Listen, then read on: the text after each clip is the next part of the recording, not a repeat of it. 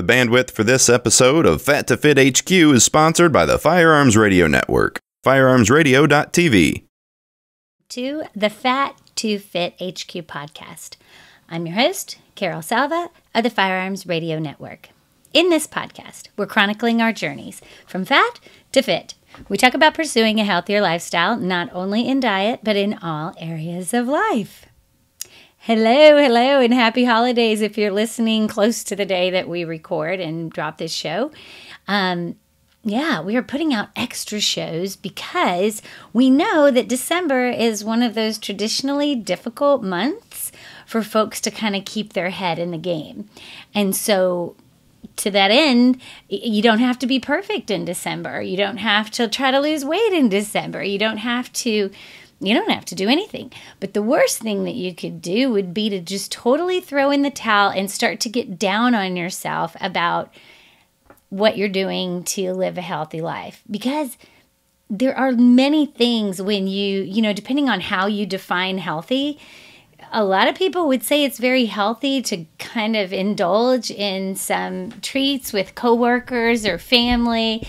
There's a lot going on this time of year that you want to just hold on to the things that you're doing good for yourself, and they don't all need to be right in line with completely clean eating or, if you can manage that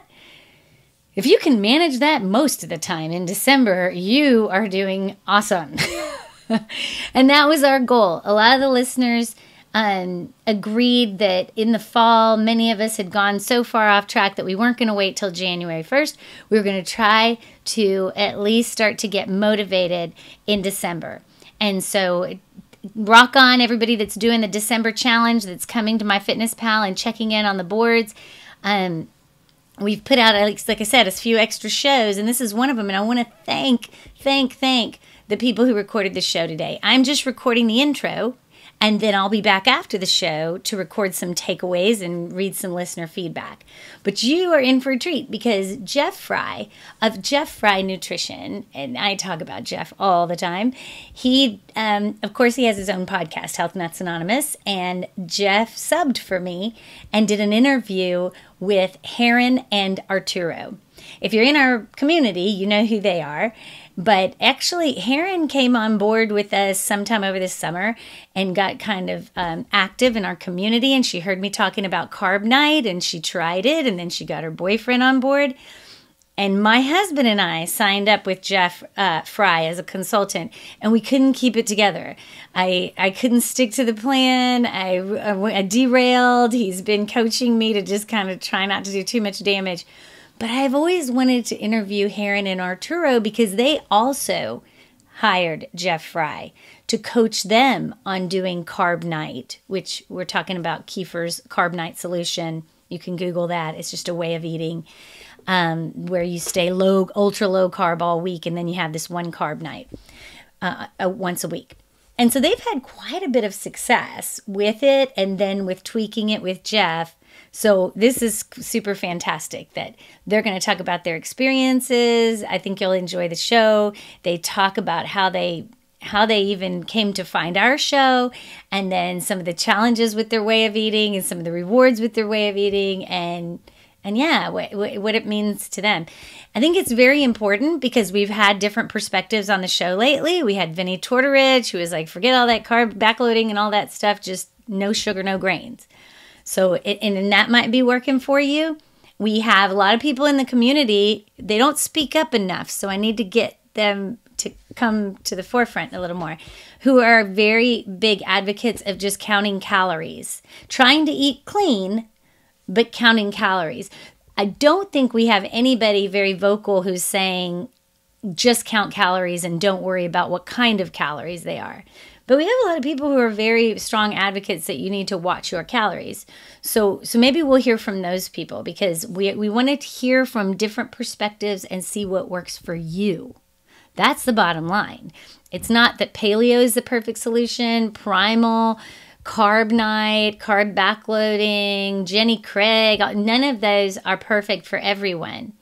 So maybe you can find pieces of these things and see what works for you. The underlying things we keep hearing is it's clean eating, get away from the processed foods as much as you can. Don't eat junk carbs if you're going to eat carbs. So that's why we're putting out more shows, because in December, while we can, we want you to have a little extra support to just keep trying things. And yesterday I went out with my girlfriend and I've been eating so clean. I've been just really happy. I haven't been losing a lot of weight, but I haven't been gaining like I usually do in December.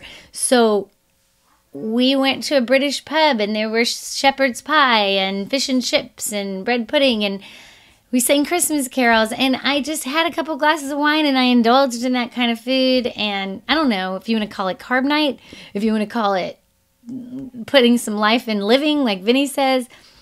I'm just going to call it, I don't do this very often, so I'm going to do something that I'm not going to feel guilty about, and tomorrow I'll get right back on it. So, yeah, don't kill yourself, don't beat yourself up, just have a happy holidays, and listen to these shows to keep yourself motivated that tomorrow's a new day if you went off the wagon today. Lots of opportunities to go off the wagon in December. And I do like what Vinny has said in his book, that being healthy has a lot more to do with what you do from Christmas all the way to Thanksgiving than what you do Thanksgiving to Christmas. So, just take it with a grain of salt. And let's go see what Jeff Fry has to say, and especially what Arturo and Heron have to say. And then I'll be back after the show. Thanks for tuning in.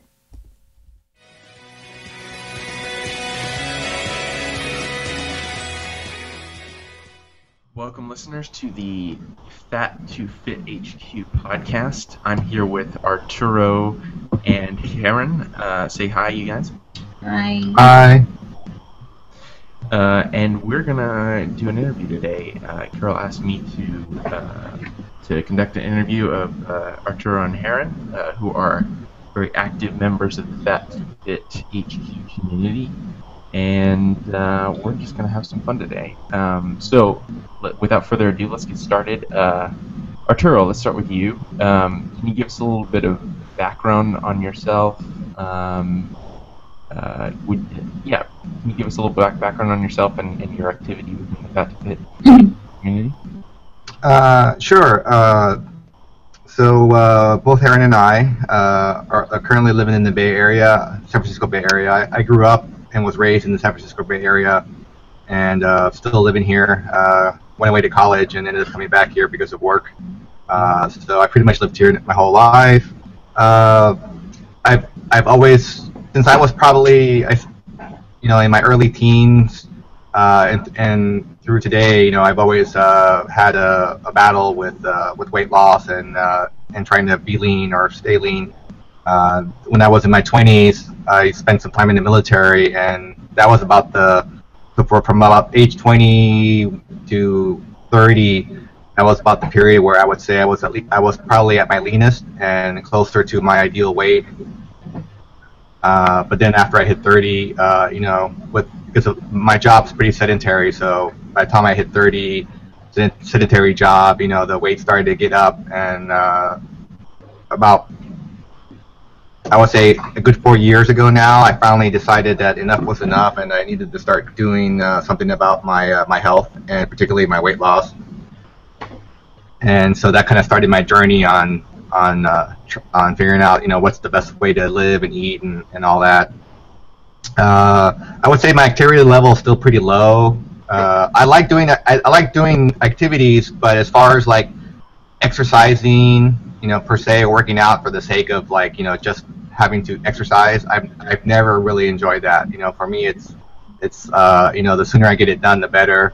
Heron, on the other hand, she enjoys exercising, whether it be lifting weights or doing some type of CrossFit or what have you. So for her, it's a lot easier to kind of get motivated to work out. For myself, I've never really enjoyed, a workout per se. I enjoy going out on hikes, playing games, moving around and stuff. And of course, my fitness level I've kind of struggled with my fitness level, trying to keep up sometimes.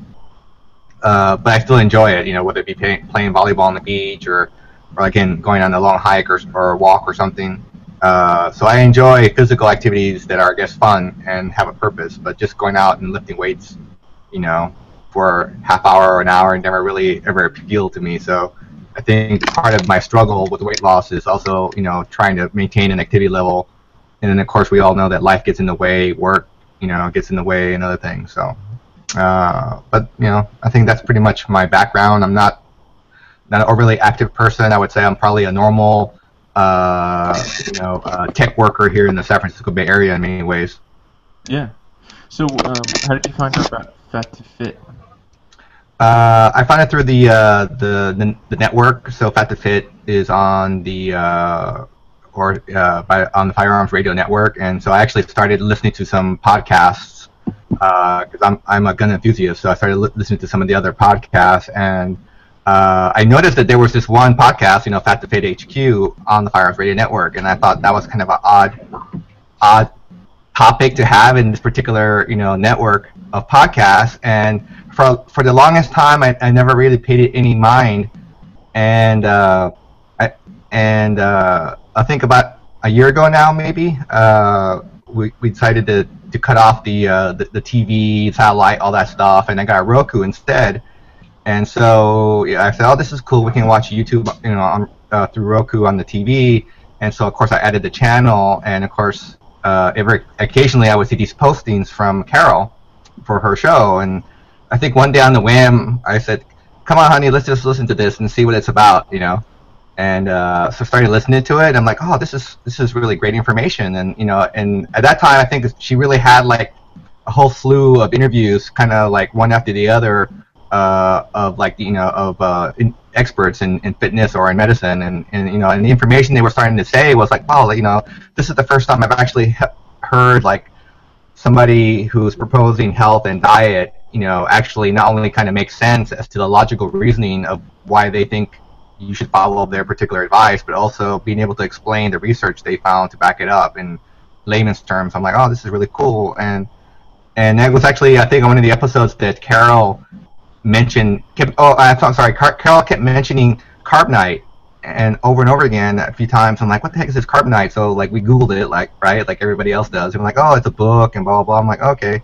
And so the more I heard her talk about it, the more I said, "Okay, maybe we should get this book." And so we did, and we read it, and we were like, "Oh, this is something probably we should try." Because at that point, I had already been experimenting with, obviously everyone always does the calorie restriction kind of stuff, and then juice fasting, which is kind of like also a caloric restriction type of thing, and even prior to that, we were doing like the typical, what everyone thinks is healthy, right? Low fat, low calorie, blah blah blah, and it kind of worked, it kind of didn't, but we were always, even when it was working, we were always hungry. And so when we read Carb Nite Solution, we're like, "Oh wow, I think this is a way to not only be healthy and lose weight, but not be hungry while doing it." And so we tried it for 6 months, and got really good results for those initial 6 months. And now we're kind of at a point where we're kind of tweaking it for ourselves too. But yeah, that's basically how I kind of stumbled upon Carol's show. Yeah, and what sort of involvement are you? Because I hear tell of this MyFitnessPal community for Fat2Fit. Are you involved in that, or? Oh yes, yeah. So after Carol had always mentioned that they had a community on MyFitnessPal, and actually even before the podcast and all that, we had already been using MyFitnessPal because it's such a great way to track your food. Yeah. And then so when Carol mentioned the fact that they had this community, it was kind of interesting, and Heron joined it first, and she started to participate in the dialogue in the forums, because it's basically kind of like a Facebook for people who want to eat right and be fit. And so she started to talk, or so she respond in the community, and people, from people making posts and such. And then after a while, I forget how it was. I think I think it was Carol. That's right. She kind of forced me into it, because she started, because Heron was having a dialogue with Carol in MyFitnessPal, and then she started to mention her and us in her podcast. And then I think one time she was saying, "Yeah, you guys should friend Heron and Arturo and blah blah blah." they're really active in the community, and I'm like, oh crap, I'm not really that active in my fitness talk community. So I'm like, okay. So I joined the group, and basically I just started to kind of read what everyone was posting and respond. So now I'm just as active as Heron, and of course Carol also likes to post these check-in challenges where for like a month she challenges everybody to check in once a day in the community forum, and so I think Heron did the first one, and she actually was one of the winners. And so the winners got to do a show with Carol. Yeah, I remember hearing that episode. Oh, yeah. So I think that's a good transition, Heron. Let's go to you. Can you tell us a little bit of your backstory and how it might be a little bit different from Arturo, and tell us about your involvement with Fat2Fit HQ? Okay, I immigrated to the United States when I was 17, and I was raised in Singapore, so I'm Chinese, and I've always had a very active childhood. I'm into sports, I'm into ROTC type thing, so. And when I came to the United States, I'm still very active, even though I'm in college, and I've never been fat, I guess. I've never been fat, but I'm bigger compared to other Asian girls. I have a larger frame and I'm tall. And then when I hit about late 20s, 30s, life kick in, and I start putting on weight. My problem is because I've always been active, I've always been a good eater. So it's I guess I'm eating the same amount and not doing activities, and I don't know. And then I quit smoking. And then put on another additional, 20 pounds. And like Arturo said, I tried losing weight the traditional way, cut calorie, tried to juice fast, and it got me some success, but I would always plateau. And then I found out about the keto diet, and then so I tried it, but it's not sustainable. But I saw some small weight loss, and I remember telling Arturo about the keto diet, about eating fat. He's like, "Are you sure?" And I was like, "Try it." And then from that, and that was about the same time we learned about Carol, so it kind of fits in perfectly about what we're learning about fat. And then we did the Carb Nite solution, and then we kind of stalled, and then we met you. And then the scale's going down again, so that's great. So yeah. All right. Well, let's get into your personal experience with Carb Nite in a little bit. But first, I want to sort of talk about those sort of defining moments that you kind of were listening to this Fat2Fit HQ podcast, and you were hearing this new stuff Arturo was talking about. And sort of those moments, those aha moments. Can you guys go a little bit more into detail into that? We can start with Arturo or Heron. Go. I guess I'll start. I mean, I think for me the biggest aha moments was just learning about fat and the role it plays in your diet. Because up until then, as Heron mentioned, I was very skeptical of this high fat and I guess high protein concept for the ketogenic diet, and I was like, well, maybe that's and also I would always, it seemed to always be in context of these like high performance athletes like Olympians and such, and I was like, well, okay, but I'm not an Olympian, I don't have their regime of activities, so yeah, maybe that one might work great for them, but I'm like, is this really something that would work for everybody? And so I think the biggest thing getting from Carol's guest and her talking about her own experiences, I'm like, oh, okay, well, this sounds like it's actually something that's should work for everybody. And the more I learn about the research being done on it and such, I'm like, okay, well, it's not like one of those fad diet type of things from some guy who just went on a crazy diet, lost weight, and said, oh, okay, I'm gonna write a book on my crazy diet because it should work for everybody because it worked for me. So. And I think the other thing that I think was the big aha moment was, I guess there's also somewhat of a misconception that I think a lot of people still have that any diet should work for or a proper diet works the same way for everyone. And then so one of the things I think I learned from listening to Carol it's this whole idea of like, this, the whole n equals 1 type of approach where, everyone is an individual, and unfortunately we don't all react the same. And if you think about it, we kind of intuitively know that because, you always hear the stories about these skinny people who can just eat whatever and they never get fat. And Heron's always mentioning the fact that, she's Chinese and Chinese people eat, a lot of carbohydrates and most of them don't seem to get fat. They're skinny. I mean, they might not be all that fit, but, they're not getting obese, in the traditional sense. And so I think we've all ran into people like that. And then I'm like the opposite. If I just look at food, I would like gain weight. So, I think, having also the scientific community, at least in one part of the scientific medical community, say, yeah, you know what, everyone is different, and whether it's genetics or not or something else, we're all different, and we're all going to react differently, and what might work for this person might not necessarily work for you. And I think that was like one of the biggest things that I've gotten from listening to the podcasts and the shows and the interviews of these medical researchers. Yeah. Were there any podcast episodes in particular that sort of stood out that you remember that kind of contributed to these aha moments? Or? She did do an interview with Rocky Patel, Dr. Patel, he does a podcast with Kiefer, and so listening to him kind of also gave me some additional, I guess, proof that it does work for all kinds of people, and it does benefit you, because since he's a cardiologist and he says he puts a lot of his patients on this at least low carb diet aspect, and these are people who have heart disease, diabetes, obese, and he says, yeah, I have like almost all my patients benefit, and he's had some really remarkable success stories where he's gotten people pretty much off all their meds and having good blood work numbers just from changing the way they eat. So yeah, I think that for me, that kind of stands out the most, because Dr. Patel, he's not like a medical researcher, but he is a cardiologist and he's a doctor, and he has his own story where he kind of started the same way we all did, right? He was not eating well, he wasn't feeling healthy, he was overweight, and so he did it first on himself, and he saw that it worked, and so then he started training it on his patients, and it worked on his patients.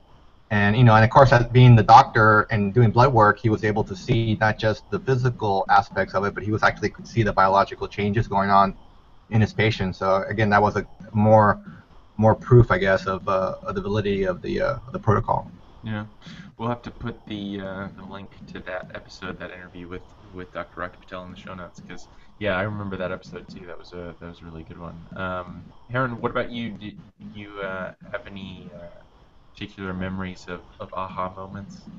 The episode with Kiefer, because here he is, an athlete, saying that you don't need carbs for fuel, and to me that's a big aha moment, because growing up the traditional athlete, even athletes now, carb is fuel, and because I'm more active, and that is important to me. That's a different way to for you to function at a high level, without carbs. Right. So, and then just hearing the success story, and it just seems very approachable and easy to do. Where you're not really focusing on counting calories, you're focusing on just keep carbs to a minimum and eat as much fat. I mean, it's very simple to do, compared to the old, count every calories type of mentality, right? Which can get obsessive a little. So this is just a much easier way. A couple tablespoons of fat, no carbs, green leafy vegetable. Yeah. And I don't actually feel tired. I know some people do, like initial phase, but and I have very intense workout, and I do perfectly fine without carbs and moderate protein. So yeah, and my workouts are hard. So Well, that's good. That's encouraging to hear. So would you guys say that after this, it sounds like about a year or so, kind of listening to these podcasts and kind of delving into this information, would you now consider yourselves health nuts? I'm the co-host of Health Nuts Anonymous, so this is sort of my realm. So I want to know if you consider yourself health nuts. I don't think I've yet earned the title of health nut. Okay. I haven't done anything nutty yet. I mean, the most nutty thing I've done is probably follow this protocol that to like the majority of the world, who are still so scared of fat. I think to them that might be considered nutty because, and especially when I tell them I'm eating, they don't seem to get so confused when I say, oh yeah, I'm on a low carb, medium or moderate protein diet. But when I say the high fat part, their eyes kind of bulge and like, what? Are you crazy or are you nutty or something like that? So, but no, I can't say I've done anything quite crazy enough to call myself a health nut. But I'm sure that's coming. No, have you put butter in your coffee? Yeah. Well, is that considered nutty? Coconut oil and butter in your coffee? That's nutty. Okay, all right. Then I guess I qualify. Although I have switched to just cream now, and occasionally coconut oil, only because the butter does not integrate well into coffee. Kind of separates still, but the cream blends in very well. And it's basically what's butter, right? It's just basically solidified cream in a way. So. Yeah. No, I'm with you there. But the fact that you put it in there, I think. Yeah. Qualifies you to at least a certain degree of being a health nut. What about you, Heron? Am I a health nut? Well, to my friends, I probably am. Yeah, I think so. I'm definitely more conscious about it than I guess most population, the rest of the people. I mean, I like to read up on it, so yep. You like to read up on health matters. This yes. qualifies you as a health nut. Come on. Yes.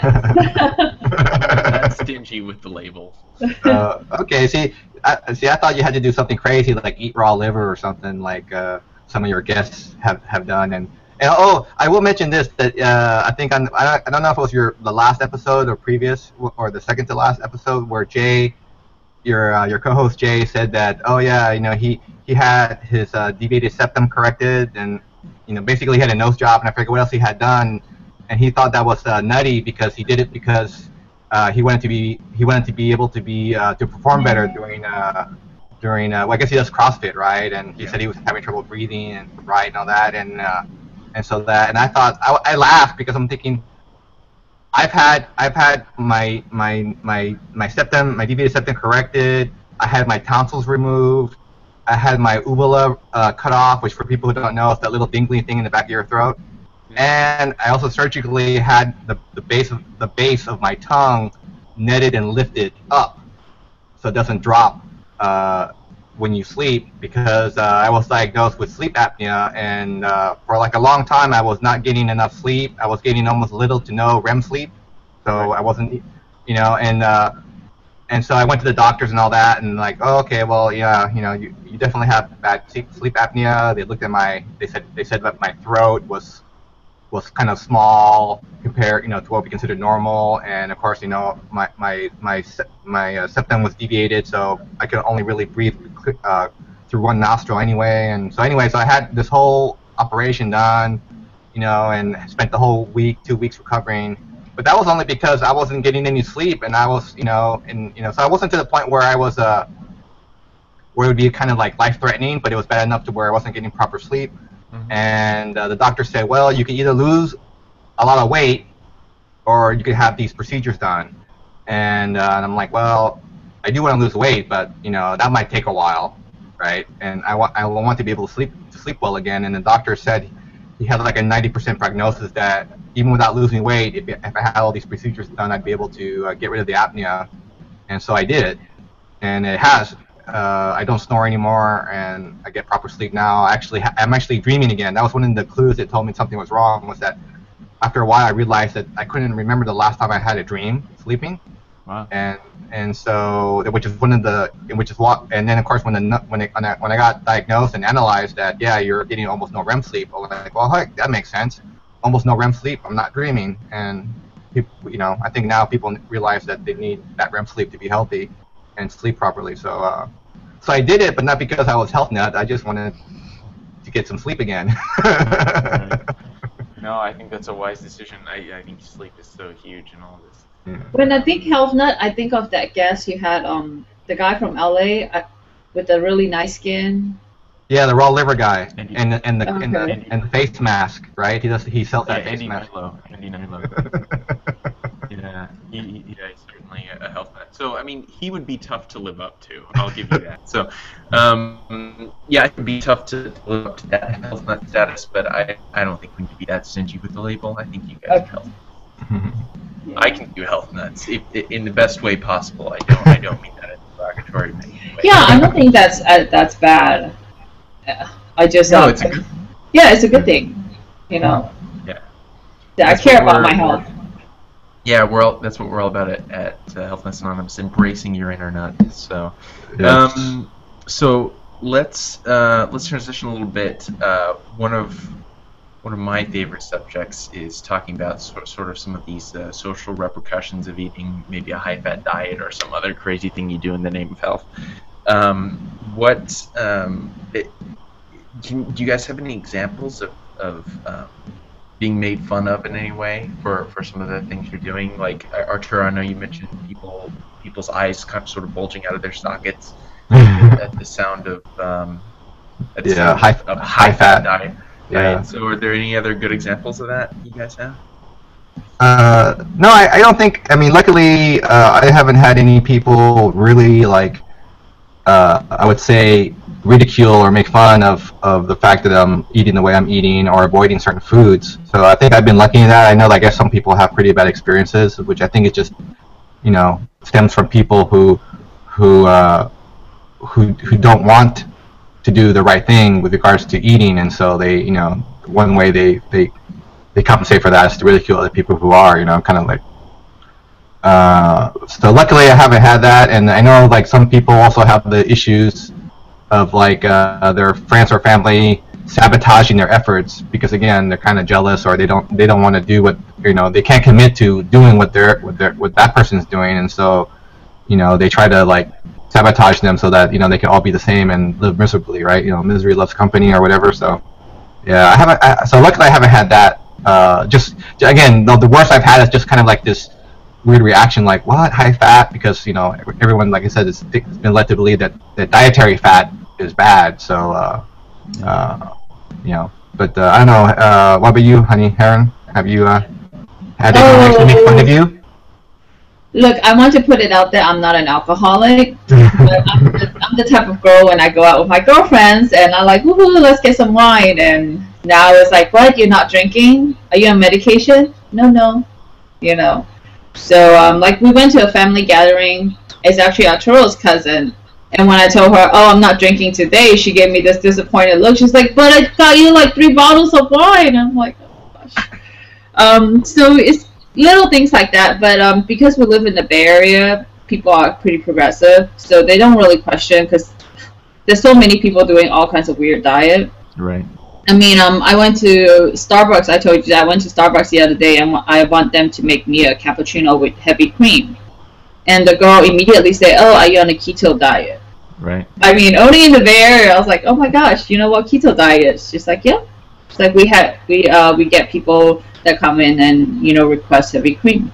So I think in the Bay Area is a lot more accepting. Even when you go to a restaurant, they will accommodate you.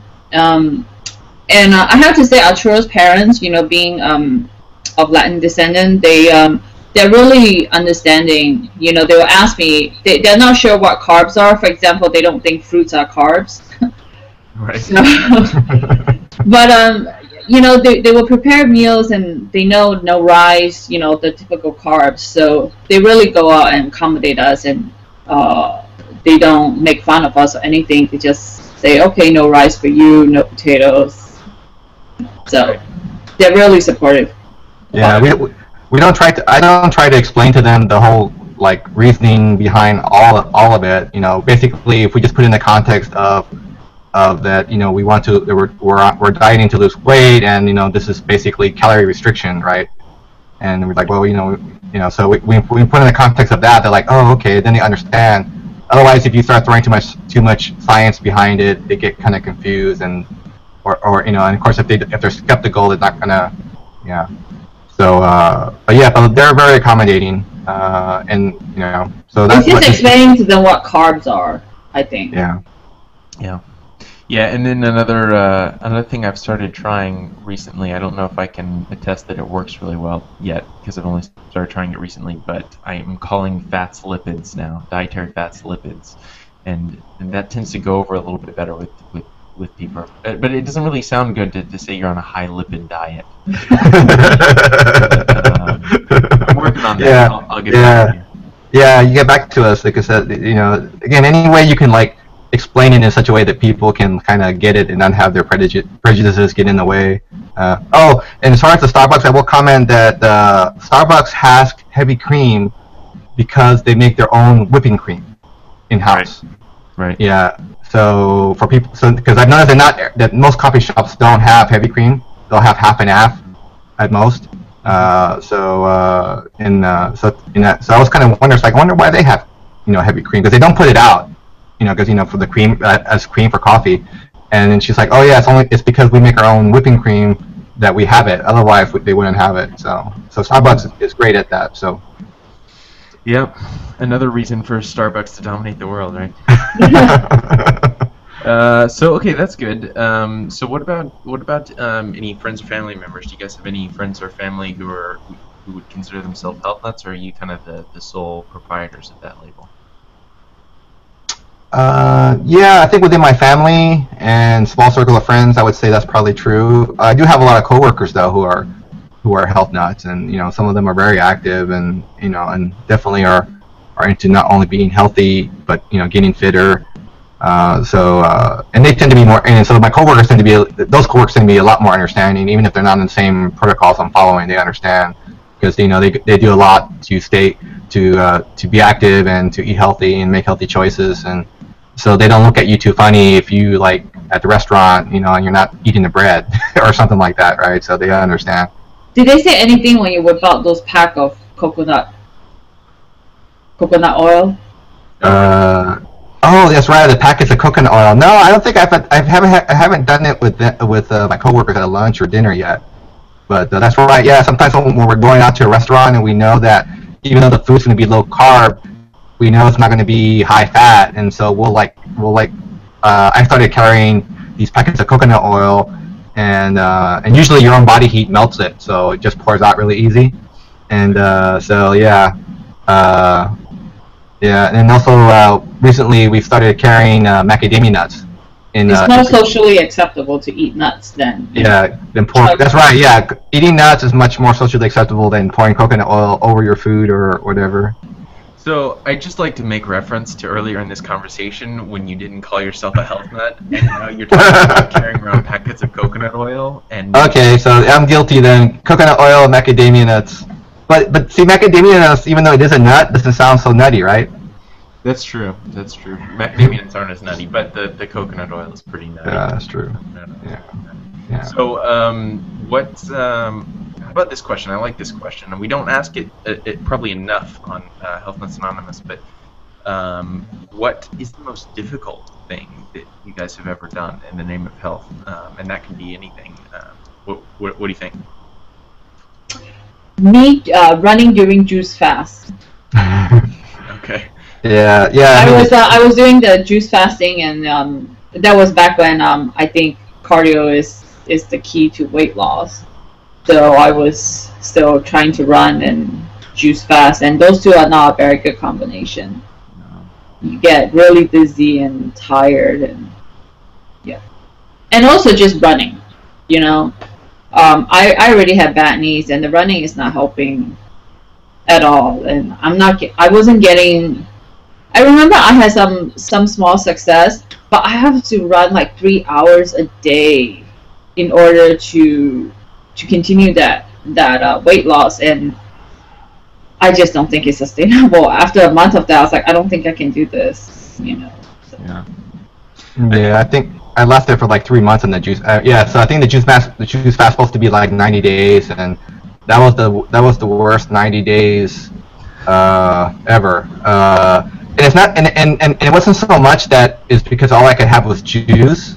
It's mostly just because I was hungry all the time. You know, even after having a big, juice smoothie, whatever, and also the other thing that was difficult is I tried doing the insanity workouts. Like, I don't know how long I lasted. I think I lasted maybe at most 2-3 weeks off and on for over a period of a few months, and it was like, and I think and it was hard just getting the motivation, because again, I don't like to exercise, and what made it even harder was the fact that I wasn't really seeing any results. So I think that's really frustrating, and I think that's really what frustrates people the most, is when they don't see results. And so it's like you feel like you've done all this sacrifice, and you've been really good, great willpower, you've done exactly everything perfect, and you don't see any significant results. So that's kind of like demoralizing, right? Yeah. Yeah. Well, I mean, that's the big component. It's reinforced, I think, in our culture so much that starving yourself works, because it does work in the short term. It's hard to deny. I mean, movie stars do it all the time. For roles, they'll starve themselves if they're needing to look like a drug addict or something like that, or if they're needing to look like, rail thin. They'll literally starve themselves, and so it works. The component that I think is lost so much is that you don't see what happens, off the screen for the months following, the time that they were in front of that camera, and oftentimes, at least I've always experienced this. I've always seen this in movie stars in particular. They'll blow up in the months following, and I don't think that's because of a lack of willpower. I think that's a literal biological function that comes along as aftermath of starving yourself. Like Channing Tatum, in between movies, he's actually a little on the chunkier side. Like that's normally he does not all cut. And for that starving part, Matt Damon still talks about how when he was really young, I forgot that part he did. He played a heroin addict in the Meg Ryan movie, I think, where he has to lose a lot of weight, and he said he's still suffering from that, and that's, I don't know, 20-something years. I think that's pretty much a lifetime damage he did. I think Matthew McConaughey is a really good example right now, because I think after he did that role where he was, I guess he was AIDS patient or something. I don't know what it was, but he was basically really ill in the movie, in his role. And even now, I'm like, if you look at his earlier movies, and even now his most recent movies, I'm like, he still looks like he's never going to get, that body mass he used to have. Right. And his skin looks funny. Yeah, and definitely in his face. His face is really, you can really see in his face a big difference. And I don't think it's all age, because obviously when we age we change a bit. But yeah, he looks like he really damaged himself pretty bad. Unless he's like for whatever reason still not eating enough. You know what I mean? Yeah. Yeah, and I think it's a testament to the fact that I think it's like 95% of people who go on diets, quote unquote diets, which is usually a low calorie approach,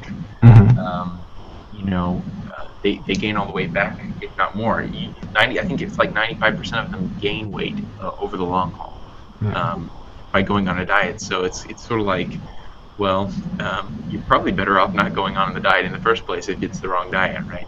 Yeah, and especially and most people don't stay on the diet because it's not sustainable for one reason or another, and I think the biggest reason why they find it not sustainable is because you're hungry. Yep.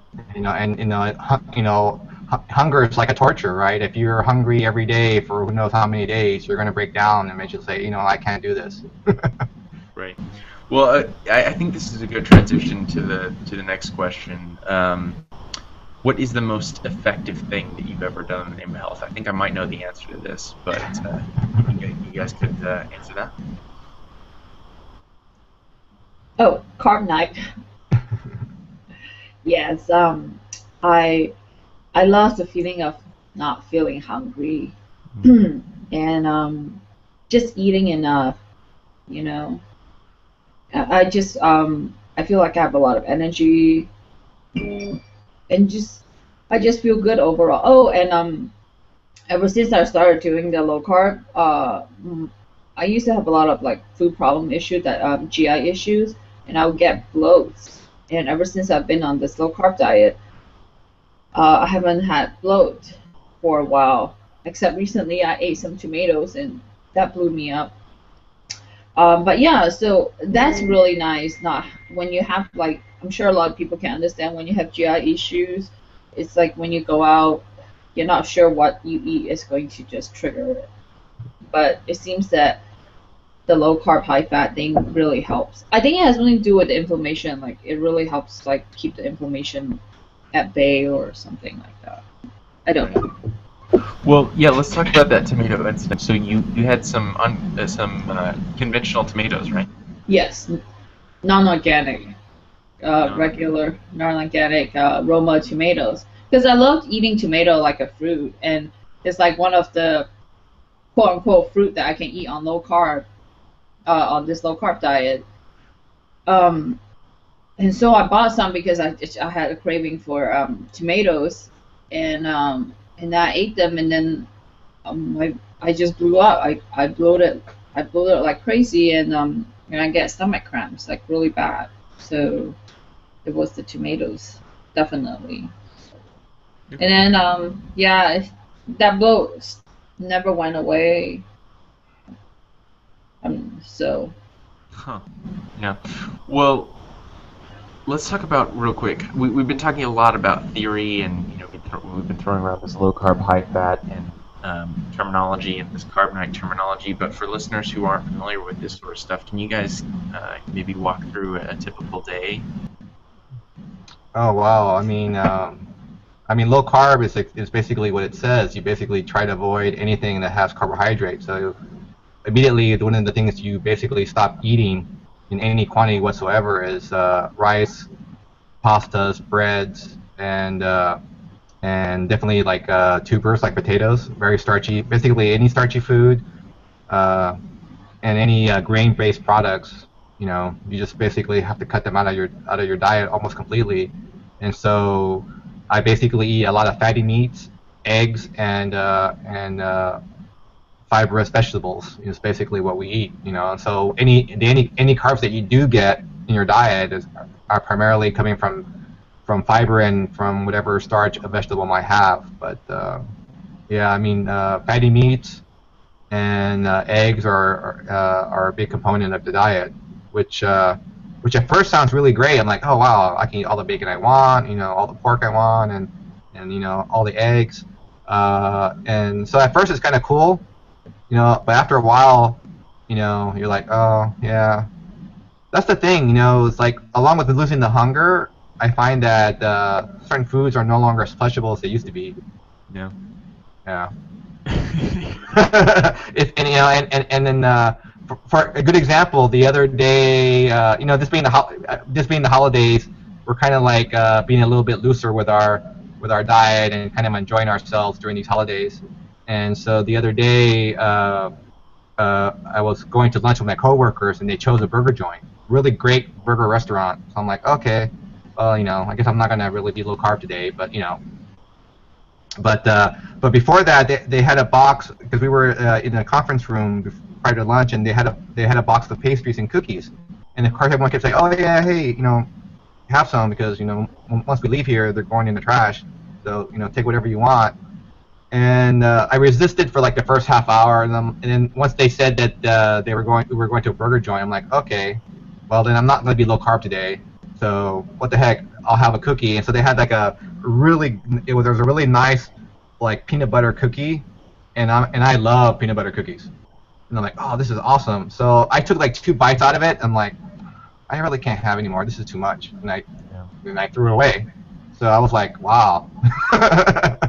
I would not have done that a year ago. Yeah. Sure. What about you, Aaron? Do you can you give us, the listeners, maybe an example of a typical day? In the morning, I'll have coffee with cream, and then I'll start planning for what we're gonna eat for the rest of the day. So I make a lot of things that has a lot of cream sauce in it. See, that's another thing. Without vegetable to soak up the oil, it's really hard to make like a protein meal with a lot of fat. Like you really have to, without tasting like you're eating grease, you know. So I tend to make a lot of things with like cream sauce or some type of sauce, and if a meal doesn't have enough fat, I will make a chai tea with lots of heavy cream, so that I'll bring the fat up. But yeah, that's a typical day for me. Oh, we eat a lot of pork belly, which I love. I love pork belly. I don't think it's for me because I cook. I don't think it's hard, but it does take some planning and calculating. So because you don't want to have too much protein, but the carb part is easy because by now I already know like how much vegetable I can put per meal and still stay within the macros. So yeah, that's the typical day. And I think the food tastes good, right, honey? Oh, it tastes excellent. It's awesome. Yeah. Yeah. So I mean, for people who are into cooking, I mean, you know, anyone will tell you that that fat is always the best vehicle for flavor. So I think a lot of foods. See, I think that's the other problem with all these recipes for dieters is that because they cut out the fat, it just, you know, a lot of it ends up tasting kind of bland. You know, because and we're not even talking high fat. You know, unfortunately, a lot of these recipes, it's like they're trying to do zero fat, right, or close to zero. You know, they're not necessarily trying to put a lot of fat like we do. So we purposely put a high ratio of fat in our foods. But I think these other diet foods, because they have almost no fat at all, they end up being really bland, and so they're not really palatable. So whereas people would not be, if they would have like a normal serving of fat with that meal, I think, or in the meal recipe, I think they would find it tastier, and then probably more likely to stick to it. Yeah. Well, Seems like- he says that its food doesn't taste as enjoyable to him, but he doesn't have a sweet tooth like I do. I still enjoy my candies on Carb Nite. Sure. And they will taste good any day of the week. So, but that's me. He likes like things like bread and those type of carbs. I like both. So. Right. One thing I do find difficult is that I recently discovered that I enjoy baking, which really sucks because I want to try out all this new recipe and I only have one day of the week to try it out. Right. So she gives a lot of weight to friends, and then they message her later. It's like, oh, this is awesome. So all her friends have tasted her baked goods, and they all love it. They can't wait for her to make more. See, I'm surprised that you didn't say that baking a bunch of pastries or breads or whatever you bake, and then not eating them is the most difficult thing you've done. I'm surprised you didn't say that.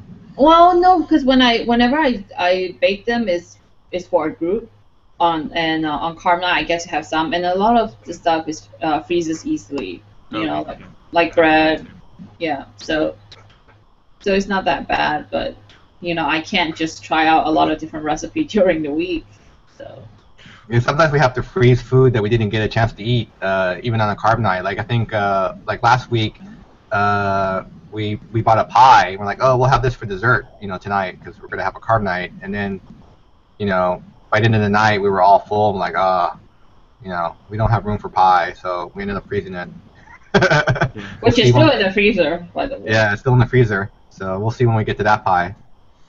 So what are some of the mistakes that you guys have made on Carb Nite that you've learned from in your experience doing it? And remind me again how long you guys have been doing it. I guess now a year. I think we started in January or early February. No. No? No. When did we actually start Carb Nite on our own? On our own, May, June, maybe July, May, June, July, something like that. Oh wait, I'm sorry. Yeah, that was May, June of last year. So in 2013, that's right. I'm sorry. This year. No. Are you sure? Okay, so you don't Yes. remember. I'm pretty sure we've been doing it at least a year now, though, or close to a year. So again, we've tried so many things, it's all a blur. I remember. You know, and of course when we first started it, we were like, well, another thing to try. We'll give it 2 or 3 weeks and see how it works. And because at that point we were kind of desperate. We're like, oh, if nothing works, we're doomed.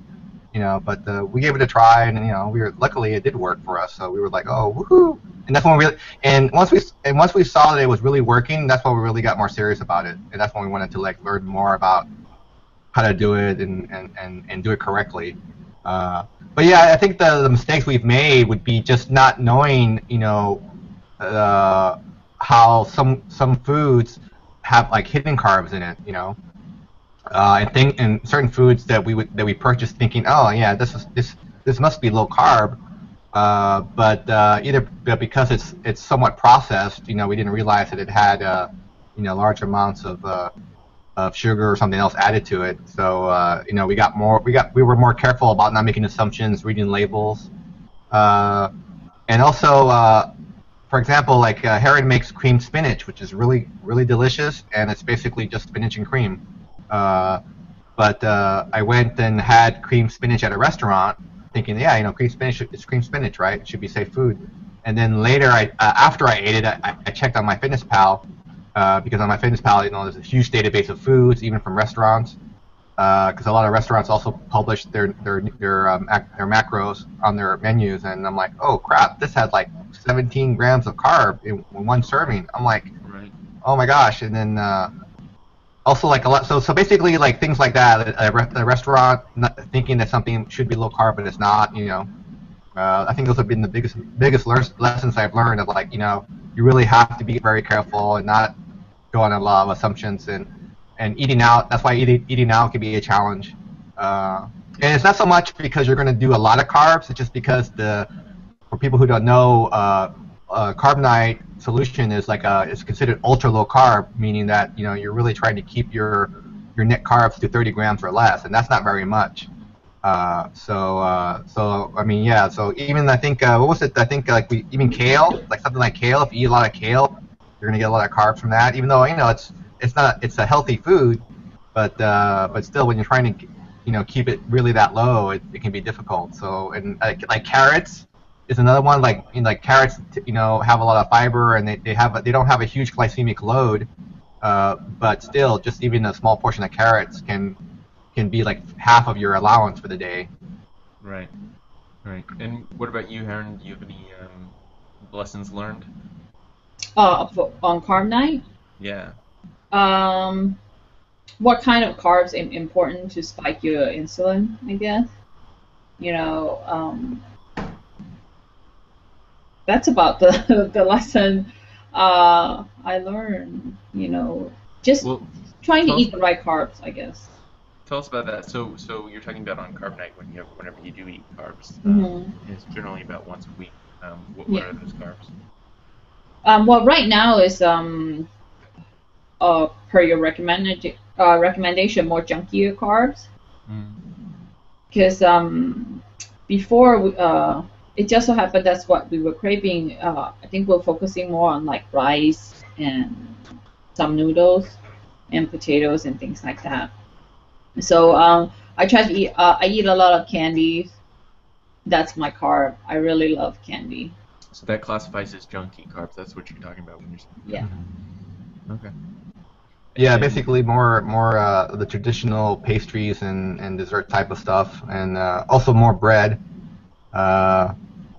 Because I think before we would say, oh, okay, we're gonna have carbs, but we were still but we still want to be healthy about it, right? So we would have sweet potato instead of a regular, roasted potato, and still kind of limit our wheat intake basically. So now we eat a lot more wheat products, or whether it be noodle or bread and stuff. Basically for what would be considered high glycemic foods. So.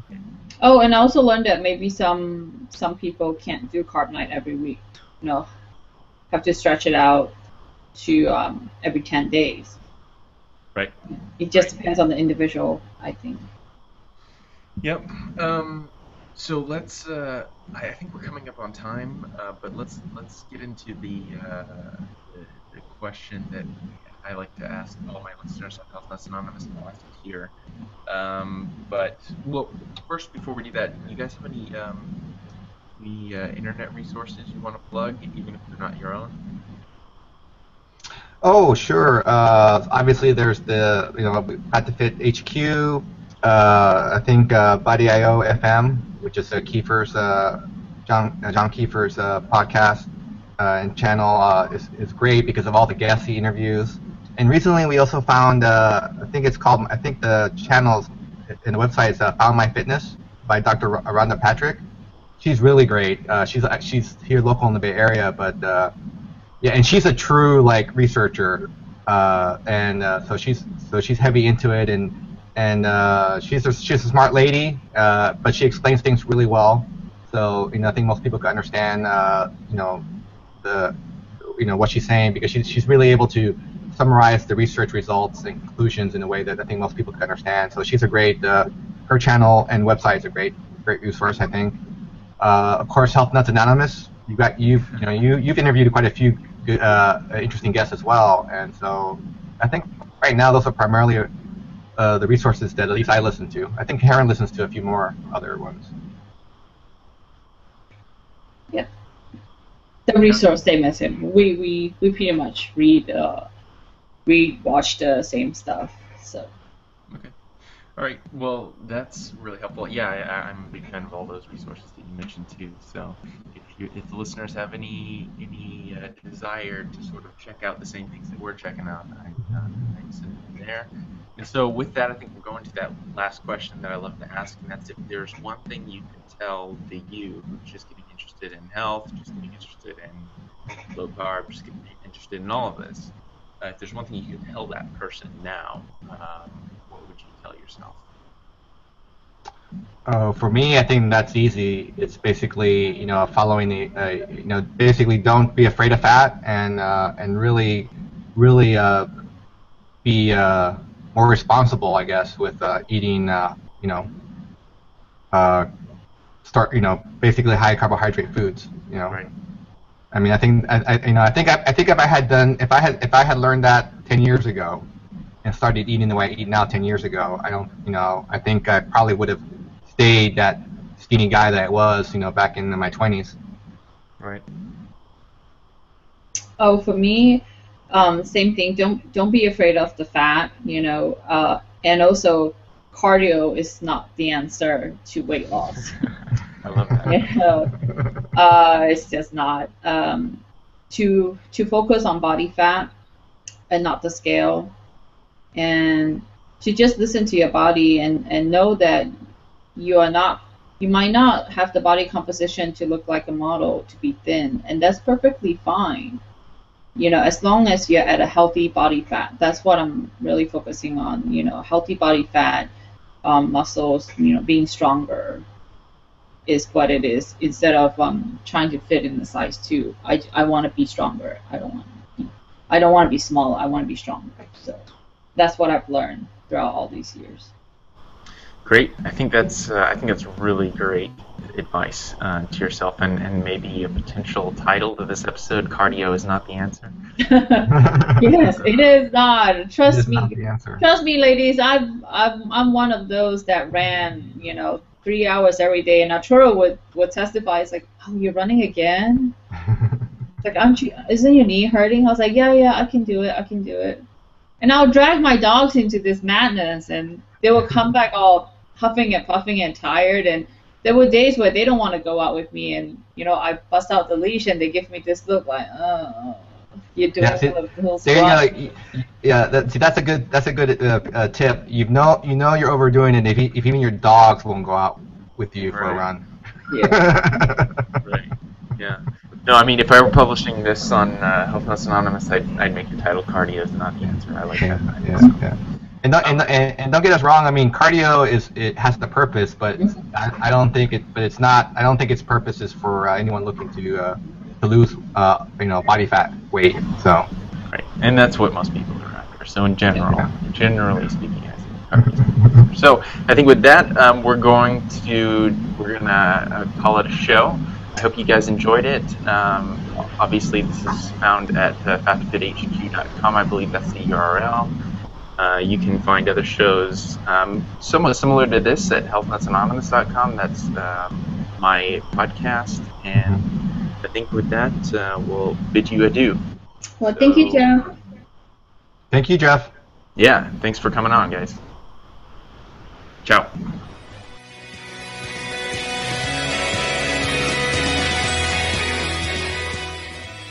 Well, that was a great show. Thank you again, Jeff and Heron and Arturo.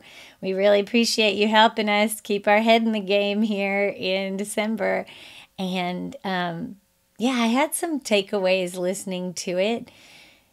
You know, one of the things Arturo said about you don't want your diet to be torture.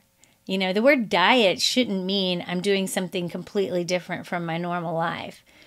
Your diet is just how you eat. It's your way of eating. And you don't want that to be a miserable thing where you just have to have something different and you don't stick to it, like you said. And I like the angle. I like Carb Nite and carb backloading because it's scientific. They're trying to work off of what your body does and what your macros are doing within your system. So I like the science behind that, but I also like the psychological thing about, you know, if it's enjoyable for you, you're going to do it a little more often, or you're going to stick with it or get right back to it. So, you know, to that end, also something that Heron said that I found fascinating was she was talking about the tomatoes and how they made her sick. And that's one of the things, the people who are critics of paleo or critics of some type of elimination diet or anything like that, I think lose sight of the fact that some of these ways of eating, some of these protocols are doing very good for people because you have reactions to certain things or they're causing inflammation in your body. And so it's not all about weight loss. Sometimes it's about just cleaning up your diet so that you start to feel better because some of the things you're taking in don't agree with you. So that resonated with me a lot. I'm so glad she's finding success in something that's not miserable. That's the name of the game. It shouldn't be miserable. It should be, yeah, sometimes I feel like I'm depriving myself, but that passes so quickly. And if it's something super worth it, have it. And then don't have it as your normal thing. So, yeah, thanks again, you guys, because we really want to have more positive influences around us as much as possible, because it's not about perfection. It's about trying to be better. Not perfect, just better, just a little better. And I think we're doing that. We should be super proud of ourselves for December for even tuning into a podcast about trying to get healthy. So great job, everybody in the MyFitnessPal community in the challenge. We have just a few more days. And I do want to read some mail that I got from Kevin, who is Kilo Sierra 83. He says, Carol, hey, maybe you hear it often, maybe not, but thanks for all you do. It is so much easier for me to stay motivated with you as a cheerleader, but not as a, quote, professional, like you so often mention that you aren't. It works better for me to hear how real you are. So many of the pros, quote, are like, quote, I can't imagine eating that crap, unquote. And I'm over here like, quote, have you ever been to a Chinese buffet? It's heaven,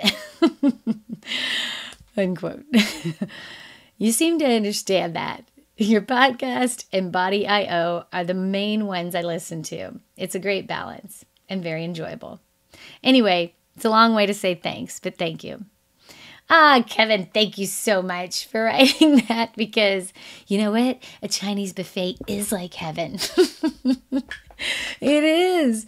I mean, unlimited, whatever you want, right? So I totally get that, but I also get that you and I can do better, and we are.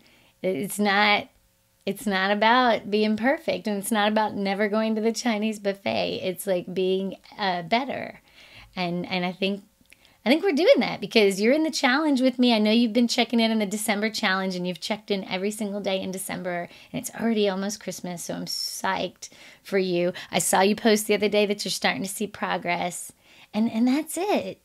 I'm honored that you think I'm inspiring because you guys are inspiring me.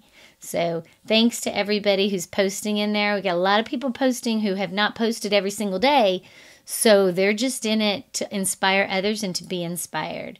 And the links for all of that are in the show notes. You can find today's show notes at fat2fithq.com/112.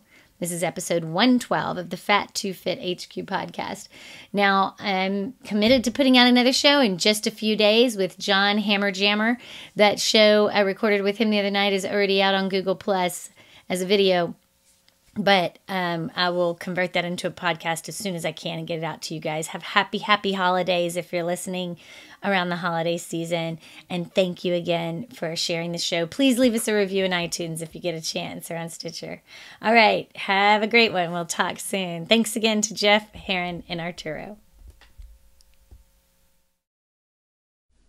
Thanks for watching that video, but you should really come over and check out fat2fithq.com. Getting healthy, staying healthy, does not need to be miserable. Sometimes you just need a friend to go along the journey with you. You'll find links to our Facebook page, our MyFitnessPal community, and a lot of ways that you can have company on this journey. Thanks again for watching. Go do something healthy. Bye.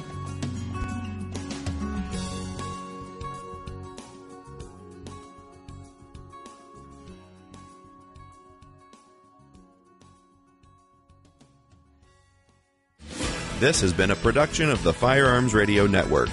You can find more information at firearmsradio.tv.